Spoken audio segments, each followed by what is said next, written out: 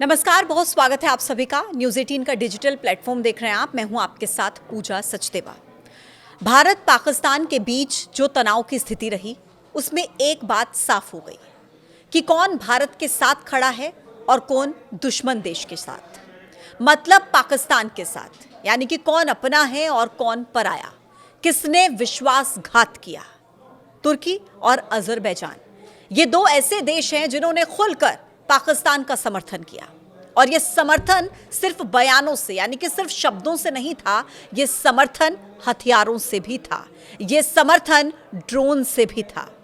International border और LOC पर लगभग 300-400 ड्रोन्स के साथ हमले की कोशिश की गई और ये ड्रोन मेड इन टर्की थे। हालांकि इन दोनों ही देशों के व्यापारिक संबंध भारत के साथ बहुत अच्छे रहे हैं।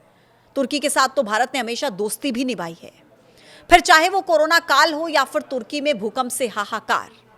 6 फरवरी 2023 को तुर्की में भीषण भूकंप आया था, हजारों लोग मर गए थे।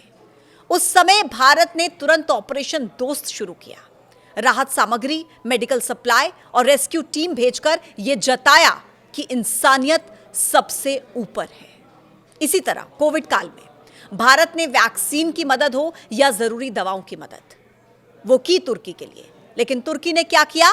तुर्की ने दिया पाकिस्तान का साथ, यानी कि आतंकिस्तान का साथ। जिसके बाद अब भारत के लोगों में गुस्सा है। लोग टर्की और अजरबैजान का बायकॉट कर रहे हैं, जिसका खामियाजा तुर्की और अजरबैजान को भुगतना पड़ेगा। पिछले कुछ सालों में भारी संख्या में भारतीय पर्यटकों ने घूमने के लिए टर्की को चुना। साल 2023 में करीब 2,74,000 भारतीय नागरिक तुर्की गए थे।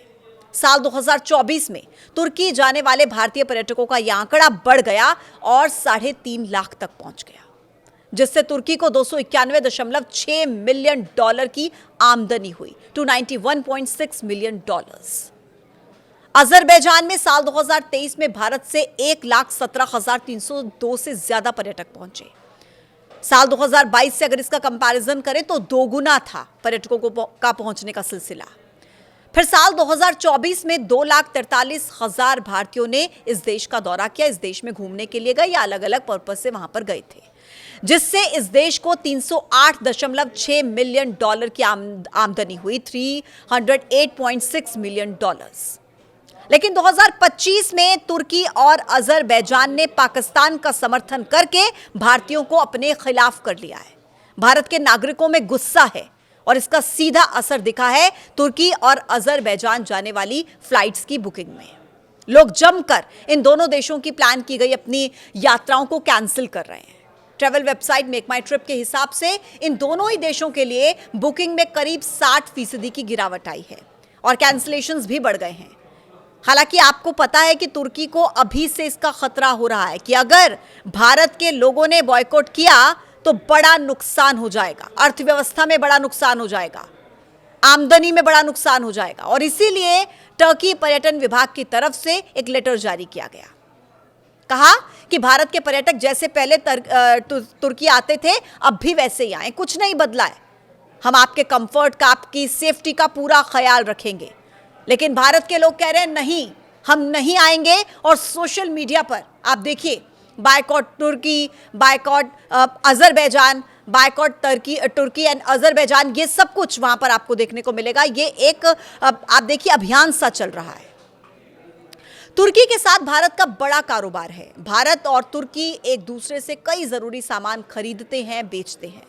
भारत के व्यापार आंकड़ों को अगर आप देखेंगे तो आपको यह पता चलेगा कि अप्रैल 2024 से फरवरी 2025 तक भारत ने तुर्की को $5.2 अरब, यानी कि करीब 45,000 करोड़ रुपए का सामान निर्यात किया है।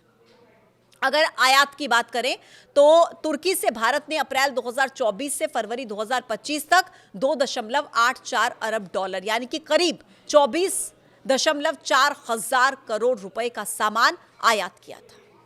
ऐसे व्यापारिक रिश्ते हैं, उसके बाद भी टर्की ने समर्थन किस देश का किया? आतंक के आका पाकिस्तान का। पाकिस्तान को टर्की ने मिसाइल से लेकर ड्रोन तक देने में मदद की थी और यही भारतीयों को विश्वासघात जैसा लगा। लेकिन आप जरा सोचिए कि 50 से ज्यादा इस्लामिक मुल्क होने के बाद भी आखिर टर्की और अजरबैजान ने ही क्यों पाकिस्तान का समर्थन किया? सीधे शब्दों में आपको समझाएंगे। तुर्की के राष्ट्रपति रेसिप तैयप एर्दोगन, जो लंबे वक्त से मॉडर्न खलीफा बनने की उनको धुन रही है, वो चाहते हैं कि ऑटोमन एम्पायर की तरह उनका देश एक बार फिर से इस्लामिक दुनिया का राजा बने। पाकिस्तान के साथ इस्लाम के आधार पर तुर्की की वैचारिक करीबी है। एर्दोगन अक्सर कश्मीर का मुद्दा उठाते हैं और इसे इस्लामिक मुद्दे के रूप में पेश करते हैं, यानी कि दुनिया को यह दिखाने की कोशिश है कि वो एक इस्लामिक देश पाकिस्तान के साथ खड़ा था। मतलब टर्की और अजरबैजान ने पाकिस्तान का समर्थन धर्म देखकर किया, मजहब देखकर किया। तो आप जरा सोचिए कि क्या हम हिंदुस्तानी मुल्क देखकर, देश देखकर उनका बहिष्कार नहीं कर सकते? अपने सैनिकों को देखकर कि कैसे उन्होंने हमारे लिए ऑपरेशन सिंदूर चलाया, कैसे उन्होंने अपनी जिंदगी को जोखिम में डालकर मुझे, आपको, हम सबको सुरक्षित रखा और रख रहे हैं, क्या हम इसलिए इनका बहिष्कार नहीं कर सकते? अभी आपको तय करना है कि आपको अपनी कमाई का हिस्सा इन्हें देना है या नहीं देना है, यह आपके ऊपर है। आज के इस वीडियो में इतना ही। कल फिर होगी मुलाकात एक नए पॉडकास्ट के साथ। आप देखते रहिए न्यूज़ 18। नमस्कार।